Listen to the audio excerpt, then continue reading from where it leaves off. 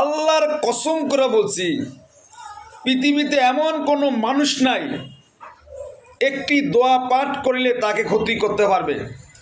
কোনো জিন পরি, কোনো মানুষ জাত, কোনো কিছু তাকে ক্ষতি করতে পারবে না। কেন জানেন সেই দোয়াটি কি? অবশ্যই জেনে নেবেন। সেই দোয়াটি হলো সকালবেলা ফজরের ফরজ নামাজের পরে এবং মাগরিবের ফরজ নামাজের পরে 7 বার পড়বেন।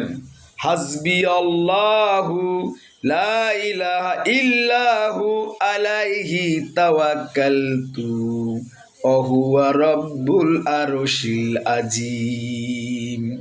এই দোয়া বললে কখনো আপনাকে কেউ কোনো ক্ষতি করতে পারবে না। আপনার জন্য আল্লাহই যথেষ্ট হয়ে যাবে। আল্লাহ ছাড়া কিল্লা নাই। অত আক্কালতু, আমি আল্লাহর উপরে ভরসা করেছি।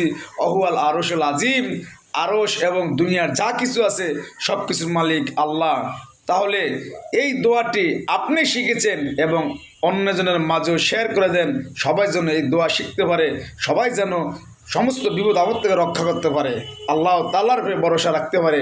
কিন্তু ভাই, আমি হয়তো চলে যাব, কিন্তু আমার ভিডিওটা রয়ে যাবে। হয়তো এই ভিডিওর মাধ্যমেও আল্লাহ আমাকে আল্লাহর জান্নাত দিতে পারে, কিন্তু আমি তো আল্লাহর গুনাহগার বান্দা। তাই সবাই ভালো থাকবেন। আসসালামু আলাইকুম ওয়া রাহমাতুল্লাহি ওয়া বারাকাতুহু।